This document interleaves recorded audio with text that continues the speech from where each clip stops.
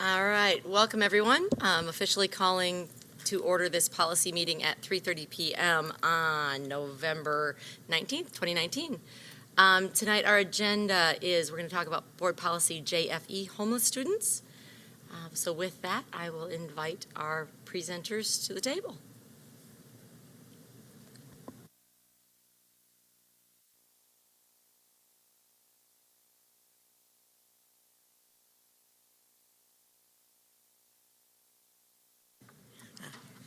Good afternoon, and it's a pleasure to be back with you again. Can you hear me? We can. Good, that's good.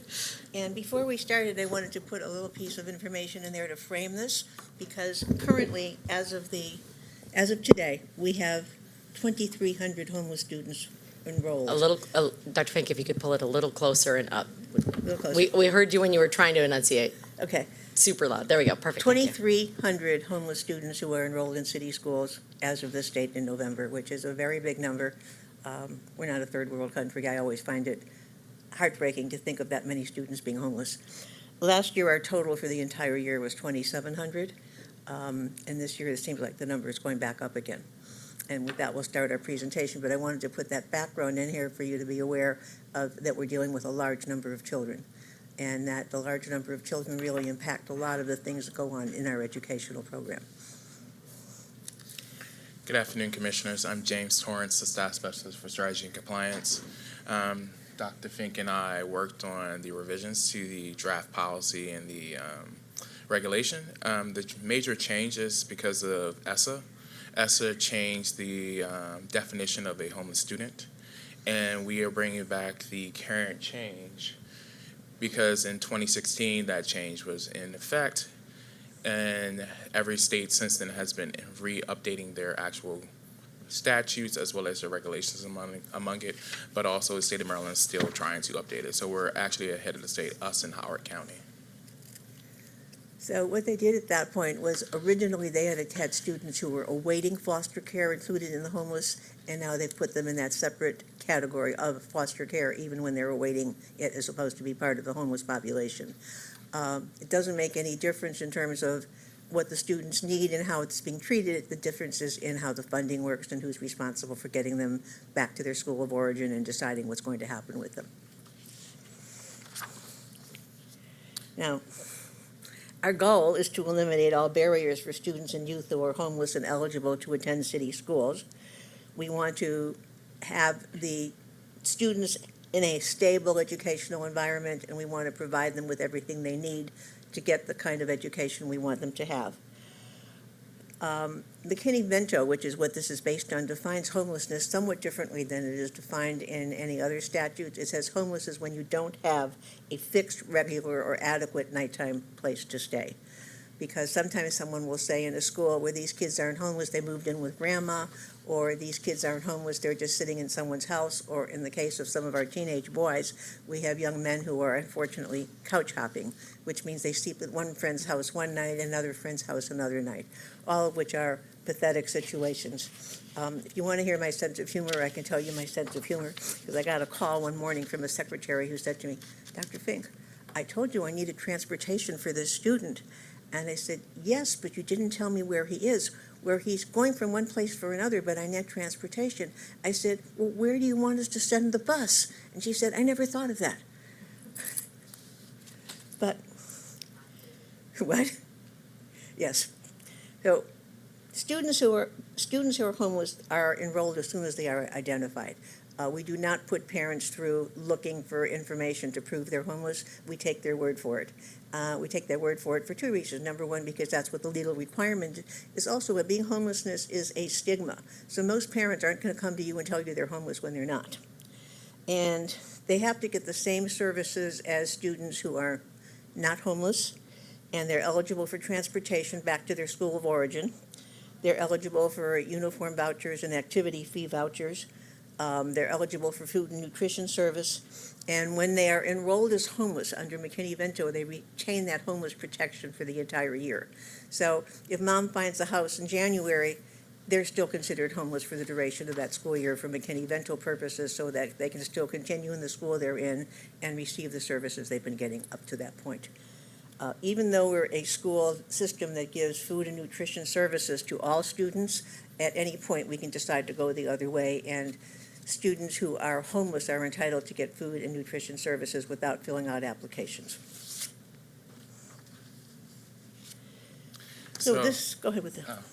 So to give you an idea with the federal law change, it removed the definition of awaiting foster care placement, but if you notice on the next slide, the definition, the student still qualifies of the other subparts of the definition. So if you're not in a fixed location, you're in a residency that is not traditionally yours, or you're with a family member, it's because of economic hardship or some other situation, you still qualify. So these students still get their services. There's no change in the actual services. It's just that we just have a different classification that we place them under.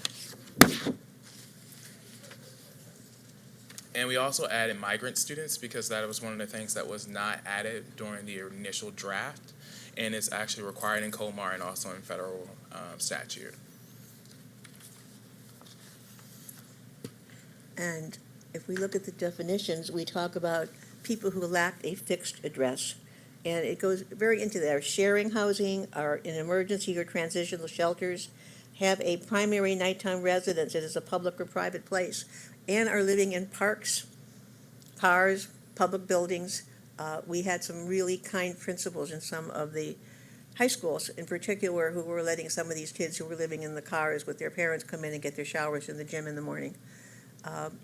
It's a very nice step that people take, but it makes you feel very cheerful when you think of kids having to live like that. Migratory students are defined as migratory because they're living under those circumstances, so that it takes up the students who don't have that primary address and are going from one place to the other.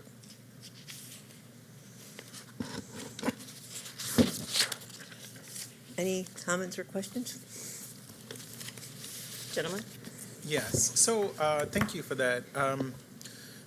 I was looking at the compliance report a while ago and was trying to get a sense of what services are actually most often utilized by the students who are experiencing homelessness. The one that's utilized the most, and we've had a lot of assistance from Title I with that because our McKinney-Vento grant is tiny. It has a lot of requirements of what you're supposed to do, but it doesn't give us the money to do them. But Title I has been helping us as part of what needs to happen. So the most expensive request is for transportation, which doesn't come for Title I, but McKinney-Vento says that they are entitled to be taken back to their school of origin. And since we don't have really regular bus routes for kids, a lot of the kids end up in cabs. So that's one of the services that's utilized a lot. Not as much as some of the parents would like, but we basically follow the rule, unless it doesn't look like it's in the best interest of the child, that we provide the same service that we would provide to students who are not homeless. So we provide transportation, door-to-door transportation for kids in pre-K to 5, and then for students in 6th grade and up, we give them bus passes, because that's what we do with the rest of our students. The other service that's utilized a lot and is funded by Title I is the clothing vouchers, so that kids will get a voucher which will enable them to get clothing. We have a contract with Herman's, and they can go there and get the clothing that they need. And then we just got a 100-coat donation from WBL's Kid Campaign that we picked up this morning. So we look for everything that we can do to find them, the services that they need. And we increase the vouchers. And we actually increased the vouchers, and that was because Title I was being generous to us. We used to give them one voucher a year. Now we haven't increased the amount. We give them a second voucher because the kids do grow. And the clothes that you buy in September, for anyone who's a parent knows that the clothes that you buy them in September are not going to fit them in June. And the kids need to have a second set of clothing. Do you have other questions? I have more. I have a whole list. Oh, okay. Go ahead. I have a list too, so Okay. you go. Commissioner McFadden, you want to jump in? We'll While just do they're a round robin. deciding, I want to say thank you for the work that you've done on the policy, the revisions, and in going through both the policy and the regulations, it's a fairly substantive policy. So I just want to thank you for your attention to it. Who is the liaison at the school level? The school appoints the liaison. Most of the time, it's the school social worker. And in fact, now that we've gone to a full-time social worker in each school, it's pretty much the school social worker at all times. And we do training for them at their social work meeting at the beginning of the year. We also do training for the enrollment people in the schools who are not the social workers, but very often the secretaries, when they are starting to do the enrollment process at the beginning, like in spring semester when they're beginning the enrollment process again. It's a hard thing for some people who are doing enrollment to cross that bridge between a kid living with somebody else and still being considered homeless. So we do training to let them know what the McKinney-Vento requirements are and making sure that the kids are accounted for. Through the McKinney-Vento grant, are we paying for the transportation for the students that are homeless if they need the transportation? Is that No, through the the system is grant, paying- or is it? System is paying for it out of general funds Okay. because the McKinney-Vento grant is $81,000 and the cost of transportation you. is in the millions. Yeah, so to that end, Dr. Fink, before Commissioner McFadden asks his next question, when we do an update on this, for not to shame anyone about extra costs on homelessness, but to help the state understand why it costs more to educate children in poverty, sharing some of those numbers and finding the right way to share those numbers, I think is an important part of that narrative. I agree. And again, not to say like, ooh, you're costing us this much money, but this is the reality of educating our students. I agree. Too, I think we need to add that in some other places, we are required to give a homeless report to the state every year. So those numbers are in there. But the money that comes from McKinney-Vento does not match. And we've told the state several times, we have the most homeless kids, we should get the most money, but they have not listened. Yeah, so in updates to the board, sharing that as well is another public space Yes. to make sure that that's really clear to people. And I think to Dr. James Hassan's point, I think when we are looking at the budget for the next cycle, I think it would be important to flag things similar to this, but this specifically because it definitely speaks to our push at the state and national level with the additional funding and equitable funding for our young people. So I think I agree with our chair. I want to also have some information about the way that we cross agencies. So it's the only time that we are interacting with DSS is when a student is unaccompanied, or is there a constant dialogue and exchange between other city agencies when it comes to our homeless population? I would imagine, and I'm just asking because I'm imagining that maybe there's some additional support coming from the health department, maybe additionally from DSS or some other city agencies. I'm curious to know. Okay, so the Mayor's Office of Homelessness has an agency which is called the Journey Home. I serve on their board, and we meet with them regularly in terms of the needs for students. Alan Blackwell, who is the homeless liaison, is on several of the boards, and he has a monthly meeting with DSS to look over issues, not just for particular kids, but for kids who need DSS services or additional services, because many of our parents are entitled to a lot of services through DSS, Sure. including help for housing and things like that. So we help meet with them as well, and he is on some of their committees. The Journey Home just got a very large federal grant that we're talking about using in a different way, and we're hoping to be able to use some of that money to help prevent people from being evictions. It wouldn't be something the school system does, but something they do with the money, because frankly, it costs more money to transport two kids across town than it costs to pay their rent so they don't get evicted. So we are working with them right now and seeing if that can be done. So We always talk about silos, and this is a very big silo, because the first time I mentioned it, they looked at me and said, but that's a different pot of money. And I'm saying, I know that. Mm-hmm. But you are part of the bridge for our system with. Yes. Okay, so that's good to know. Thank you. We'll just keep going around. Okay. So could you talk to me about sort of, I'm sure you're aware of the youth count that happens every year to document all of the homelessness or the young people who are experiencing homelessness in the city. Do you all participate in that? And if so, to what extent are the numbers reflected in this most recent report on par with sort of the additional, because it's almost 1,000, maybe 1,500 more than sort of what they documented in Baltimore alone? Okay, so the city's homeless count also includes babies and children who are not in school anymore, students who've graduated. The city's count goes from 0 to 21.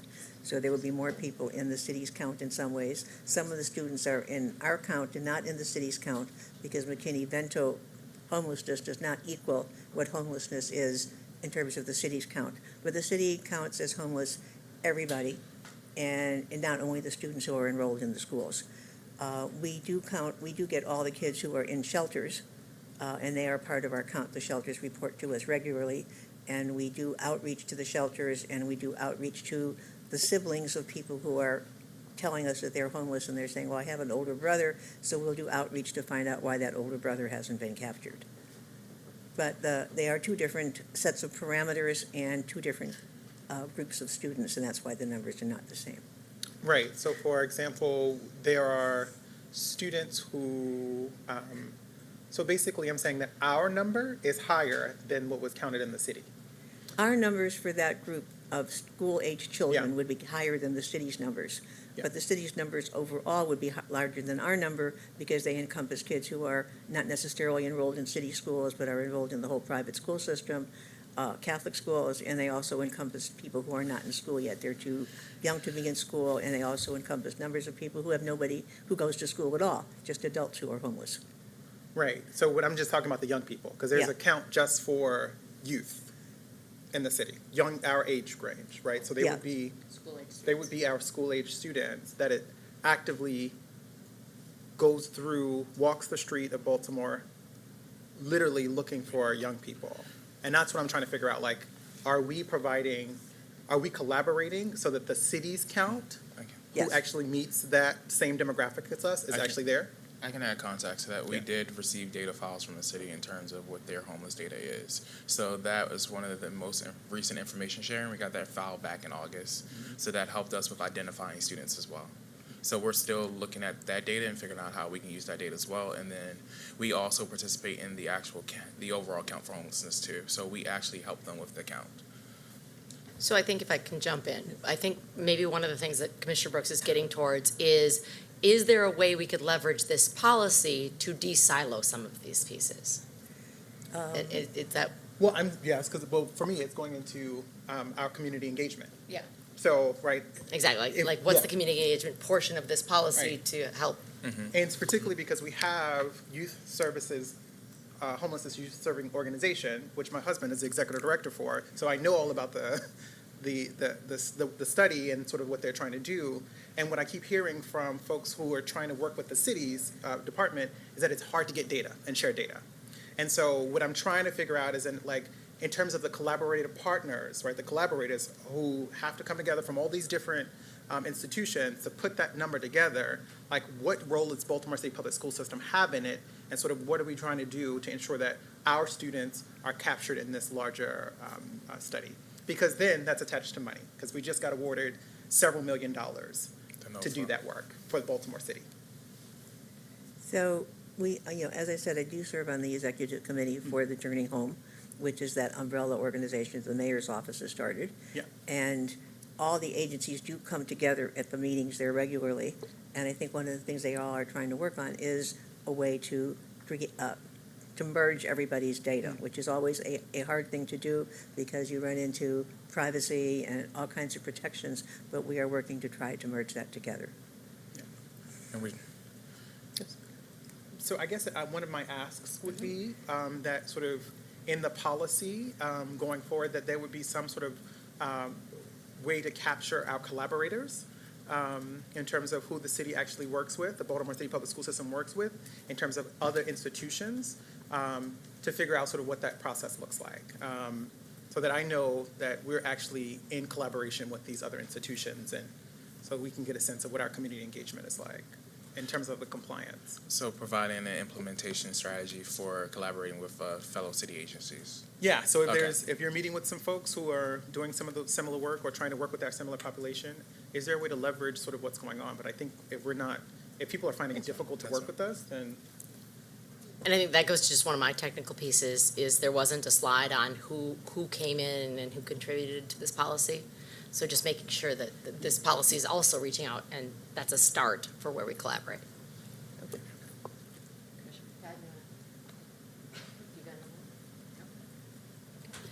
Are you good to pause there? Yeah. Okay, so my other two, you Go ahead, Doc. you sure? I'm positive.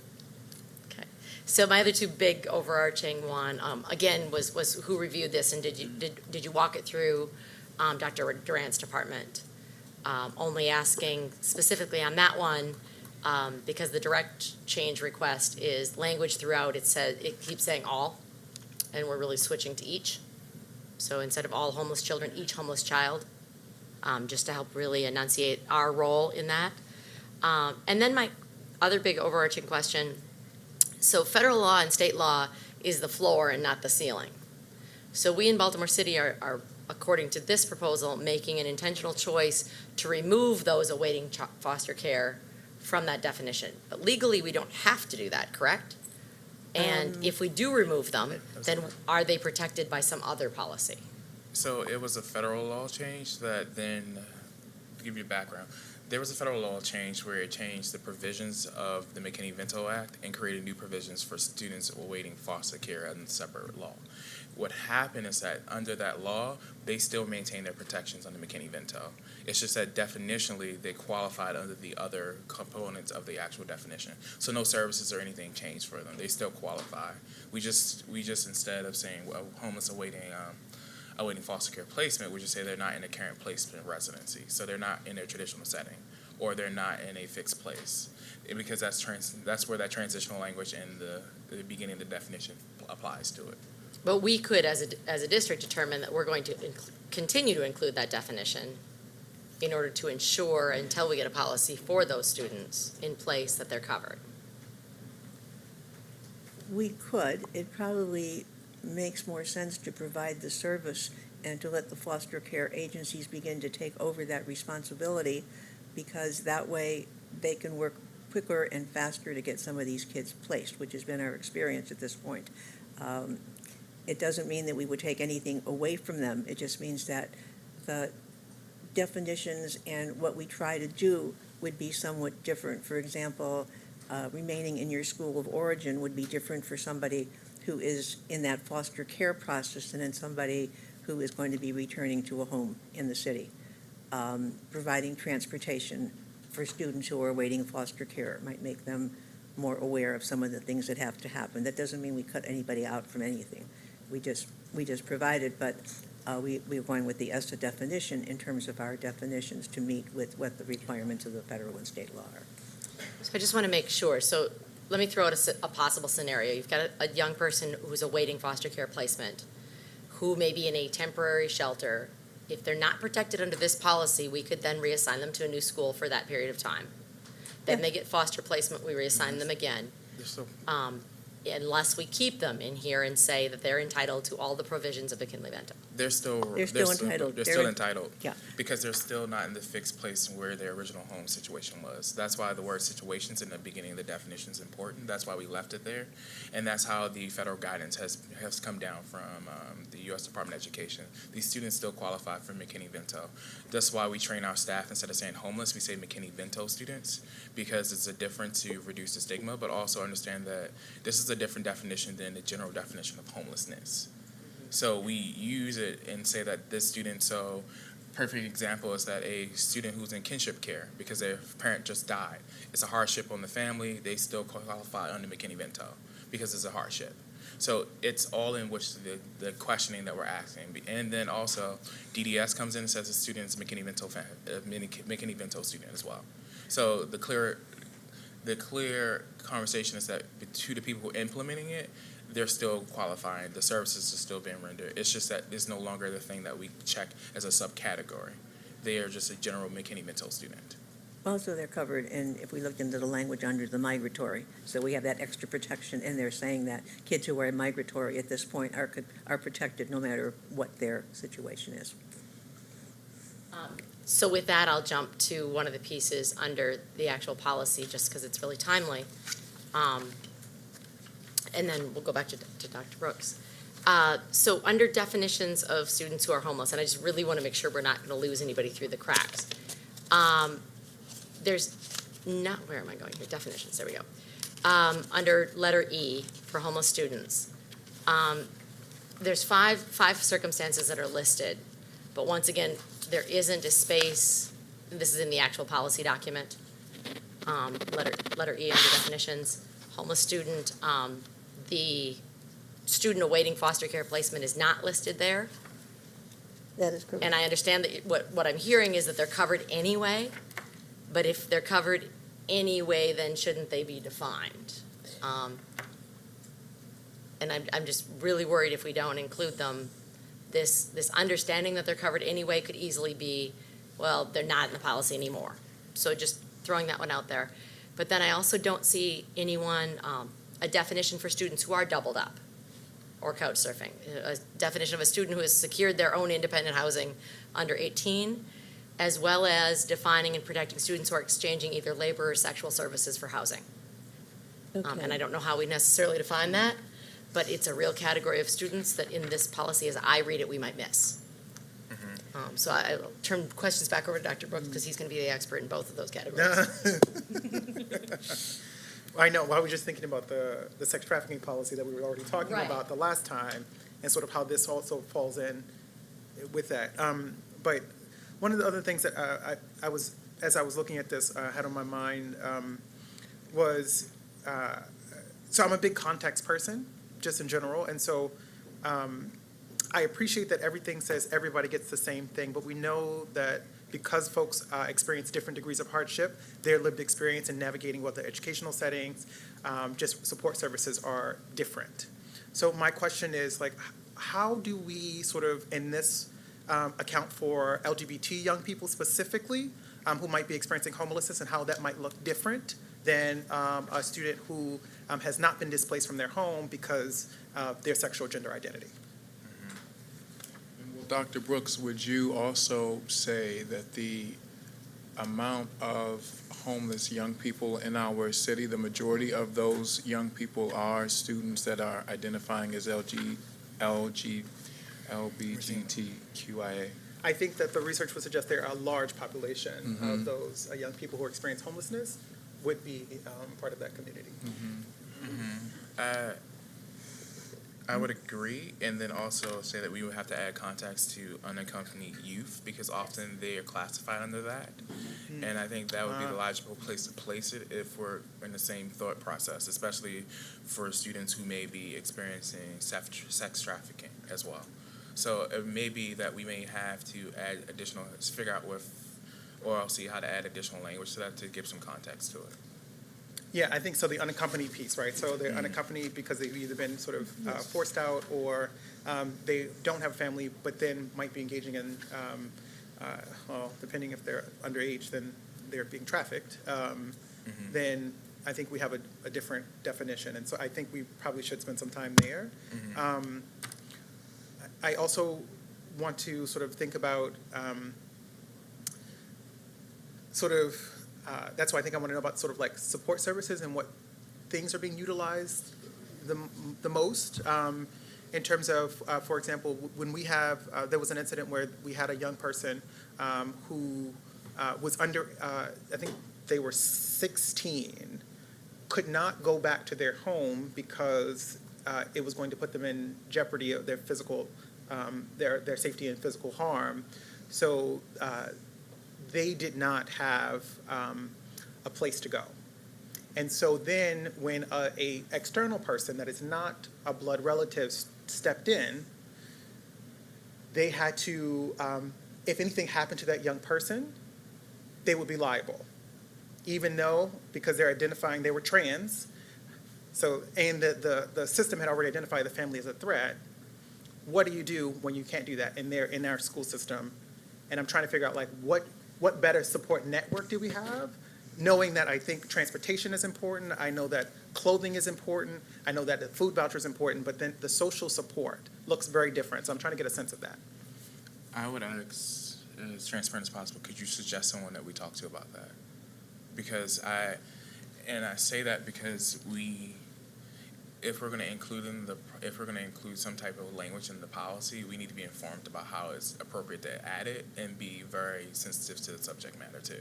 Oh, absolutely. Yeah. Yes, definitely can talk to someone, but I want to flag for us like that. As a gay black boy growing up in this school system, there were not a lot of supports.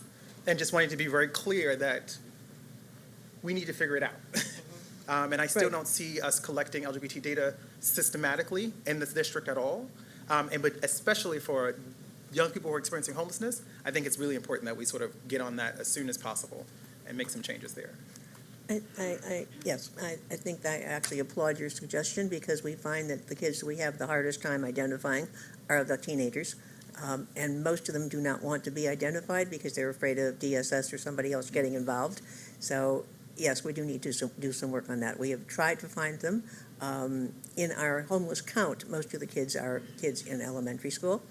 And we go looking for siblings. It's one of the things we do actively is that you are a fourth grader. We try to find out if you have brothers or sisters enrolled in our school somewhere.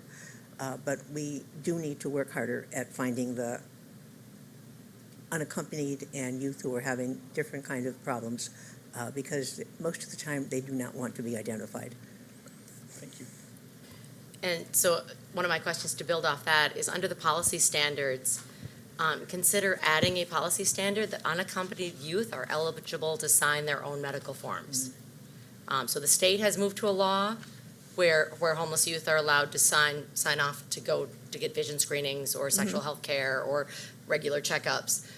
But simply to add that policy so that our students in our schools who are not able to obtain signature of an adult are able to sign for themselves.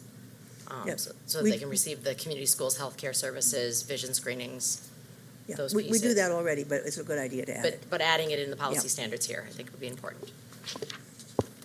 Next round?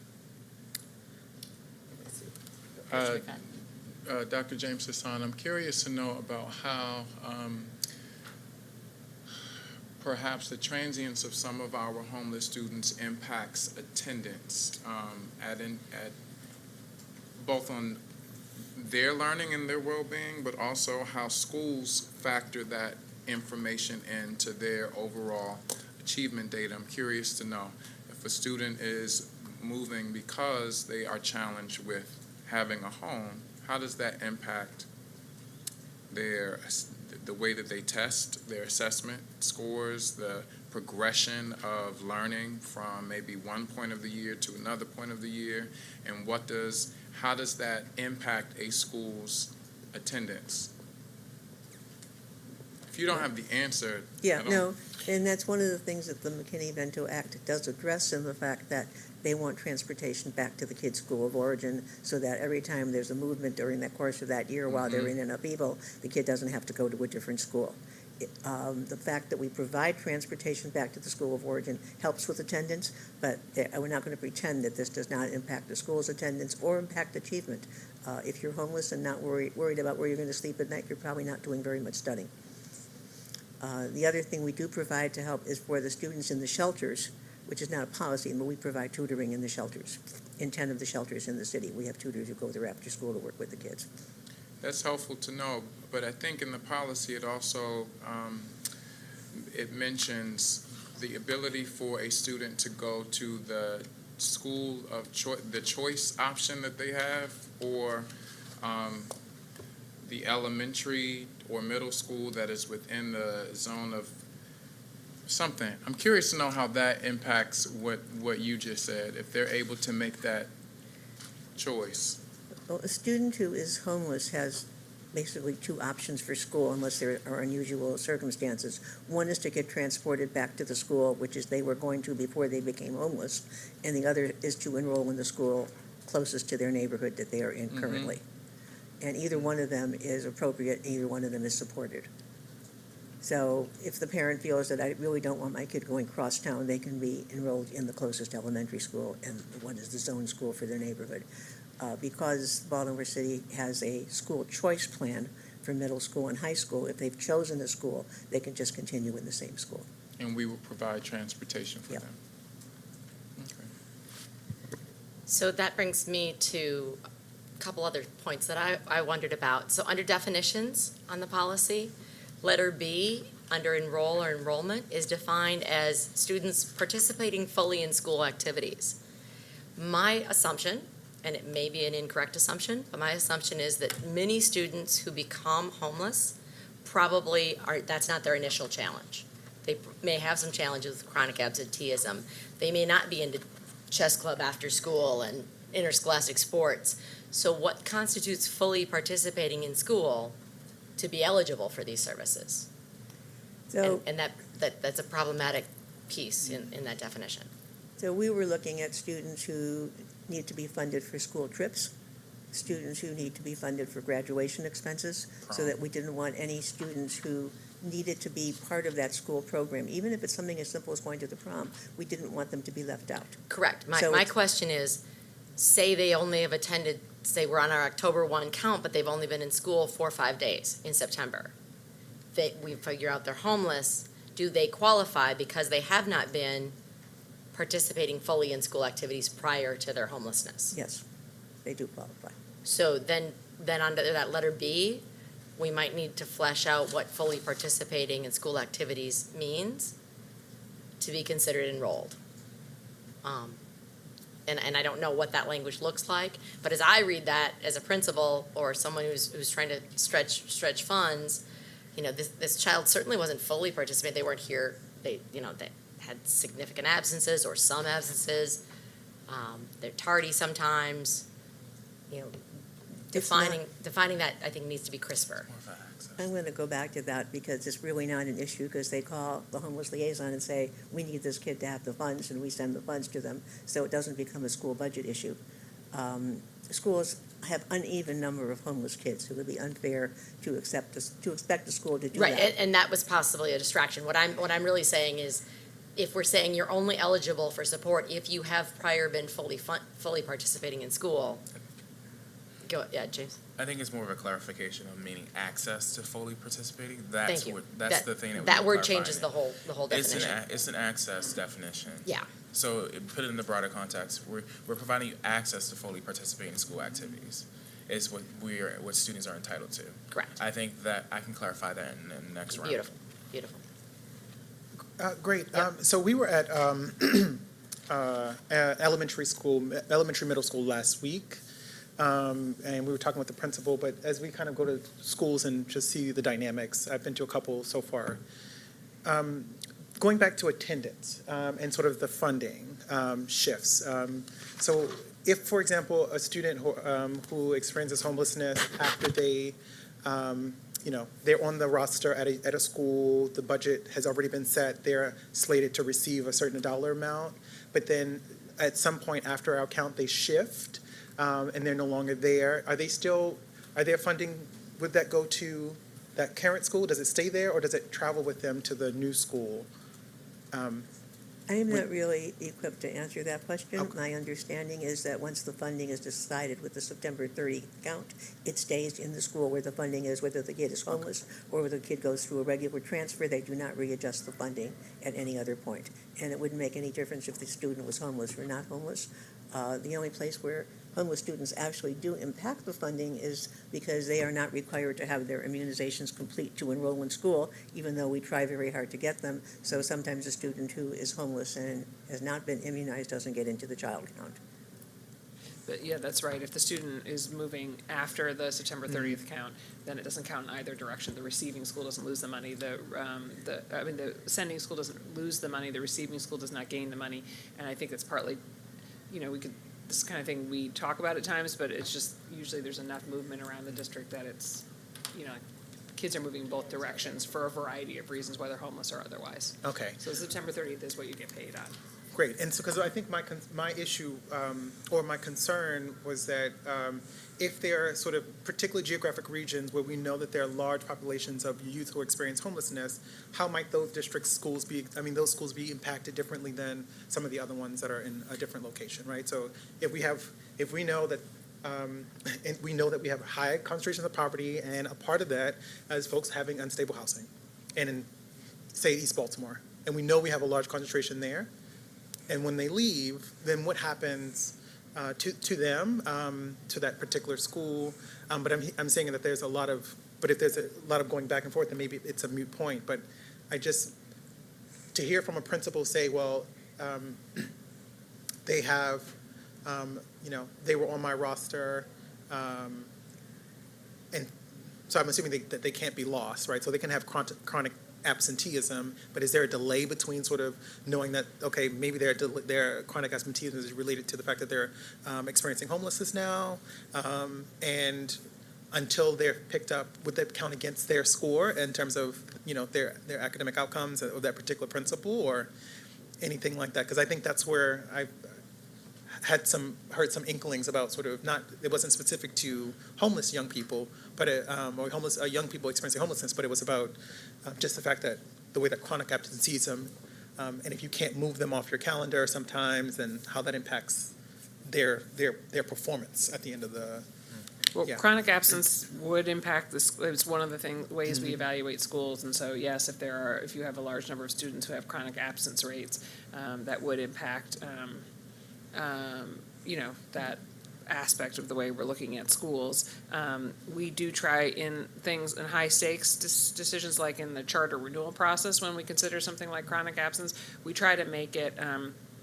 Not just a hard assessment of did you have a high number of chronic absences, because you could serve a population that is more prone to chronic absenteeism. And so it's not really about we don't want to penalize schools for serving harder to serve students. We really want to assess the efficacy of the ways in which they're addressing that problem. And so we try to look at what are the strategies they have in place, the difference if they can identify the impact of their whatever practices they put in place on chronic absence, if they're aware of the problem, if they have strategy to address it. Those are the kinds of things we do in a high-stakes situation like that, as opposed to just saying, you're here, your chronic absence is here, so you get a lower rating than this school who has it down here, who serves a completely different population and doesn't have the problem. Okay, and just one follow-up to that, Allison. So there aren't times when a young person is at one school who's experiencing homelessness and then it's moved. What is the timeline between that principal recognizing that this young person has been moved to a different place, or just to get a sense of what that looks like? It's through Transfer through process? the transfer process. That's Can a you very formal process. So the day that the parent comes in, or the student, if they're unaccompanied, comes in and institutes a transfer and then brings that transfer paper to the new school, then that transfer becomes effective. So And they also- end up on the school. Also in our database, it flags if a student's experience homelessness. So then the homeless liaison at that school will be aware of it, and it's reach out to see what resources they have. So one of the things that we did not highlight is that about 50 of our schools have closed closets as well. So those are the schools that we know, because of Title I funding and plus the populations that they serve, are chronic to have a large number of our homeless students populations. So they already have strategies about addressing the needs of those students and the barriers for those students.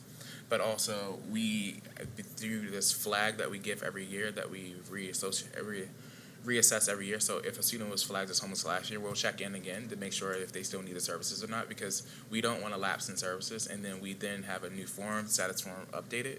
Because the key to the status as McKinney-Vento, it has to be self-identified.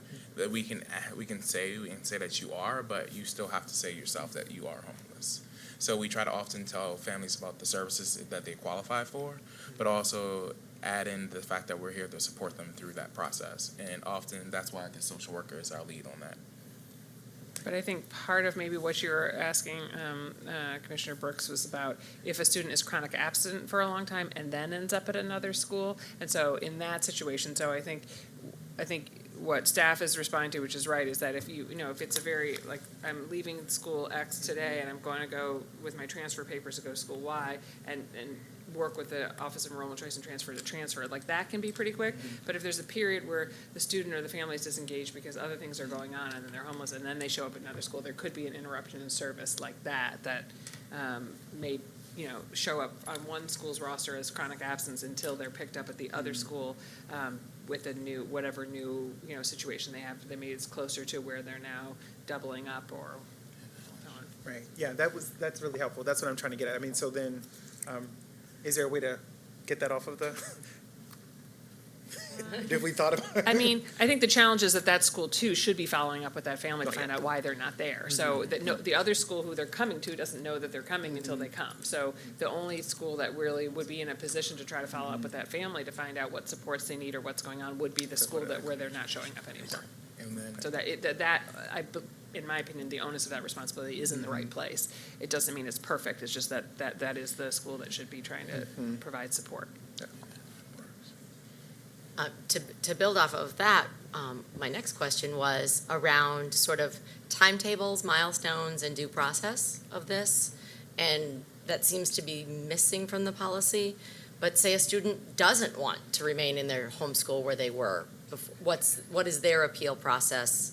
How do they let us know? Is there a form that, yes, I'm transient, but I don't want to be bused back to that school. I want to be re-enrolled, and there's a priority enrollment. Or if the student says, I'm homeless, does the school automatically just accept, oh, they must be? Or what are the legal rights and the timetables for letting us know, for appealing our decision, whatever that decision is?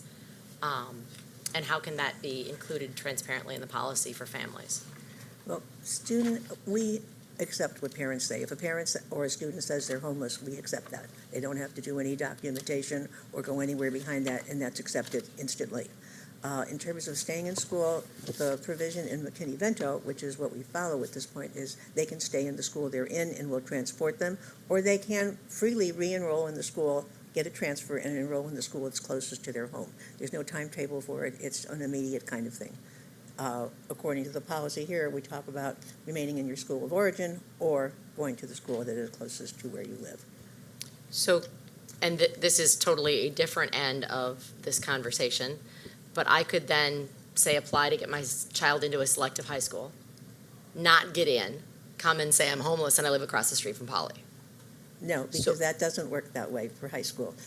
There's a little caveat in the law that says the law applies the same way to homeless students as it does to everybody else. So if there is school choice for high school, then you have to have gone through that school choice process. We did have a parent who did come and say that once, but you have to have gone through the school choice process for the school that you want to go to. Okay, so then I think that either a crosswalk with that policy or including that in this policy, just so it's really clear, would be helpful. Okay.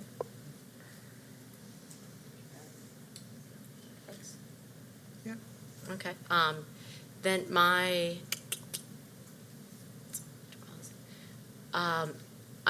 on the policy, under the purpose, just request that you consider, and obviously not saying you need to, but consider adding a section C. So right there, the purpose, you have a section A and section B. But the section C with language similar to the board is considering ensuring minimal interference with regular instructional delivery and assessment timelines by ensuring high-quality remote standards aligned, developmentally appropriate, self-directed instruction opportunities when out of school. Just that we're gonna make sure you get, if it's gonna be, I'm in this shelter this week, I'm in that shelter, we don't know where we're gonna land. So I know my child's gonna be out of school at minimum for 2 weeks. What's that homeschool look like? What does that home and hospital care look like? And it would, it would fall into a bunch of different policies for students that are out of school for whatever reason. But ensuring that they're not just getting either a stapled together panel of worksheets, but the board really is committed to making sure they get their education and adding that statement. We're putting that together and bring it back to you. It's a good idea. We just have to identify what services would be appropriate. The good thing about the shelter to shelter is that we do have tutors in the shelter, so we can identify the students when they're there. But 10 of our main shelters have tutors who are there 4 days a week. So that will help with students making that transition. We also provide a summer camp for students in shelters where we accommodate about 175 kids, and we provide some educational structure within that as well. Perfect, excellent. All right, any other questions? I'm not sure. There was something about. I think I know why it was all put together like this in terms of identification, enrollment service, and dispute resolution. I do think there's something around the dispute that I just want. Well, that's what flagged me, Yeah. that it was about dispute resolution, but there was no due Yeah. process or timeline or who to contact or what form to fill out or in the regulations. And so that's what prompted that comment for me as well. So and some time frame stuff that I wasn't sure of if it still applied or if it just kind of like standard lingo that might. James doesn't do standard. For want of a lingo. better term, I would It's say, just for want like, of a better what? term, I would say it's kind of standard. We don't want parents to have to go through a timeline and appeal decisions, stuff like that. The only time they would go through due process if they disagree with something and there is a due process it's in the regulations. Understood.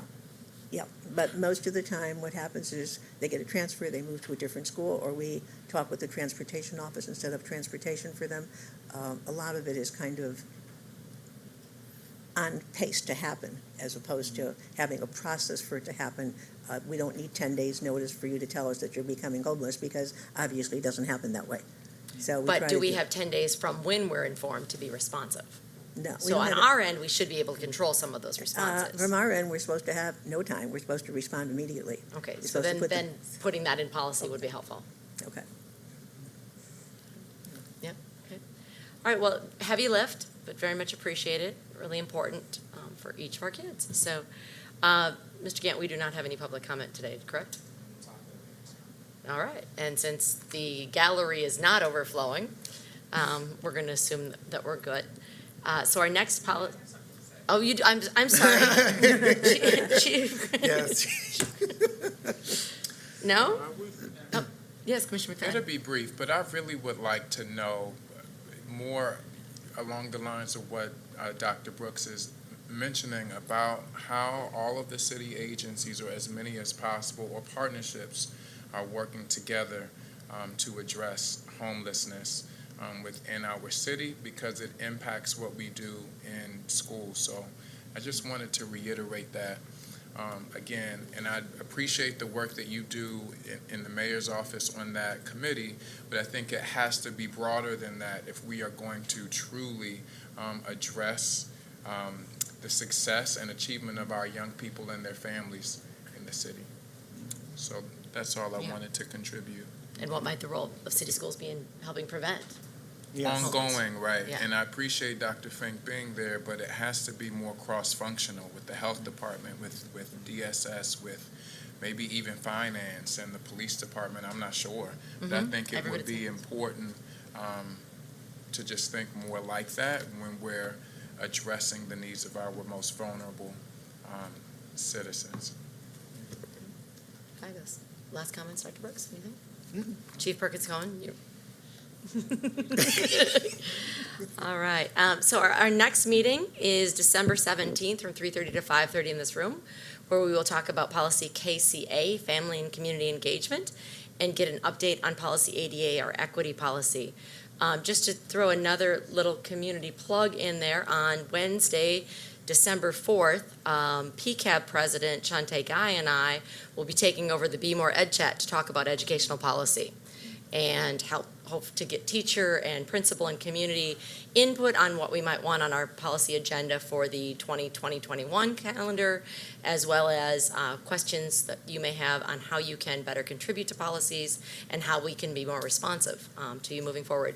So please join us on Twitter on that Wednesday, December 4th, from, I believe it's 8 to 9 or 9 to 10 p.m. But we'll figure it out. But with that, anything else, gentlemen? All right. At 4:23 p.m., we are adjourned. Thank you.